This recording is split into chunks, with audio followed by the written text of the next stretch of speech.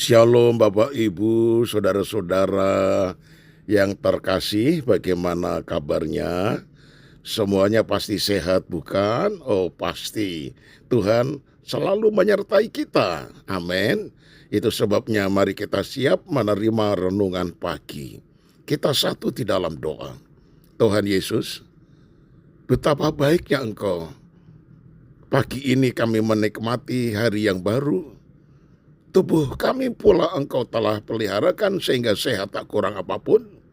Itu sebabnya kami rindu mendengar firman-Mu disampaikan kepada kami. Ya Tuhan, berfirmanlah. Dalam nama Tuhan Yesus, haleluya. Amin. Nah saudara, tema renungan pagi ini yaitu Yesus adalah kebangkitan dan hidup. 1 Tesalonika 4 ayat 14 berbunyi demikian. Karena jikalau kita percaya bahwa Yesus telah mati dan telah bangkit, maka kita percaya juga bahwa mereka yang telah meninggal dalam Yesus akan dikumpulkan Allah bersama-sama dengan Dia. Nah, saudara, Paskah adalah hari kemenangan bagi semua orang percaya, karena kebangkitan Kristus di hari yang ketiga ini merupakan penegasan mengenai kebenaran ajaran Tuhan Yesus. Pernyataan Tuhan tentang kematian dan kebangkitannya benar-benar telah Dia genapi. Dikatakan dalam Matius 16 ayat 21, sejak waktu itu Yesus mulai menyatakan kepada murid-muridnya bahwa Ia harus pergi ke Yerusalem dan menanggung banyak penderitaan dari pihak tua-tua, imam-imam kepala, dan ahli-ahli Taurat, lalu dibunuh dan dibangkitkan pada hari ketiga. Nah saudara, hal ini semakin menguatkan kebenaran ajaran-ajaran lainnya yang tertulis di dalam Injil, termasuk tentang kedatangannya kali kedua yang tidak lama lagi. Tidak ada alasan untuk ragu, terlebih malu mengakui Yesus sebagai Tuhan dan Juru Selamat. Nah saudara, Rasul Paulus menegaskan, kalau tidak ada kebangkitan orang mati, maka Kristus juga tidak dibangkitkan. Tetapi andai kata Kristus tidak dibangkitkan, maka sia-sialah pemberitaan kami dan sia-sialah juga kepercayaan kamu. 1 Korintus 15 ayat 13 dan 14. Inilah yang membedakan kekristenan dengan agama lain. Iman Kristen adalah iman yang berdiri atas kebangkitan Kristus. Apabila Kristus tidak dibangkitkan dari kematian, sia-sialah seluruh kepercayaan kita dan kekristenan tidak akan ada sampai detik ini.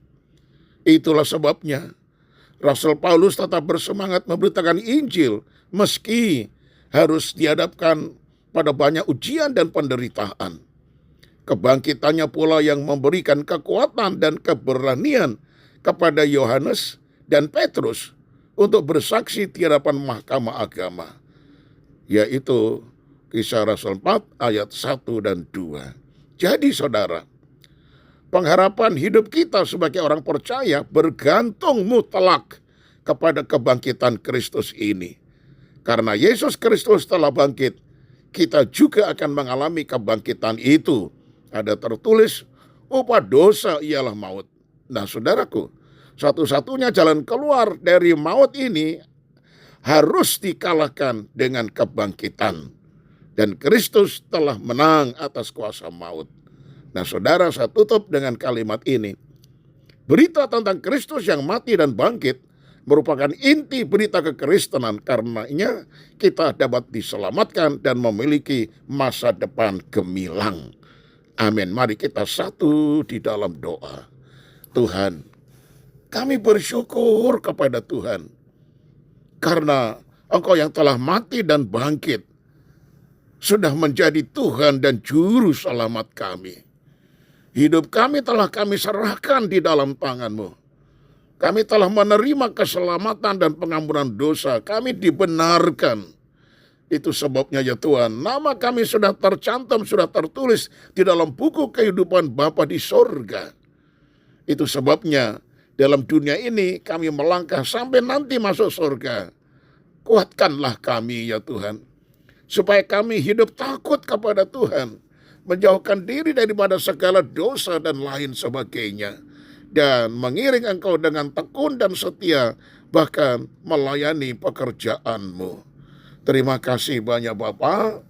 Biarlah kami membuka mulut bersaksi tentang siapakah Engkau kepada orang yang belum mengenal Engkau, supaya kami dapat membawa jiwa-jiwa kepada Tuhan.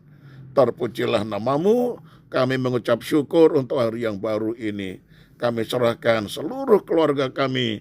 Tuhan jaga, lindungi, pelihara, dan memberi berkat atas segala kebutuhan-kebutuhan kami. Kalau ada saudara yang masih sakit, biarlah tangan Tuhan terulur menjamah. Demi bilur-bilur Tuhan, dalam nama Yesus, Tuhan sembuhkanlah setiap mereka yang di dalam keadaan menderita oleh karena kekurangan dan sebagainya. Cukupkanlah dan buka jalan serta berkati ya Tuhan. Sungguh terpujilah nama-Mu. Hidup kami hanya kami gantungkan kepada kasih sayang-Mu dalam memelihara hidup kami. Segala pujian dan hormat bagi Engkau dalam nama Tuhan Yesus. Kami sudah serahkan doa kami. Amin. Nah saudaraku, tetap semangat. Sampai berjumpa esok hari.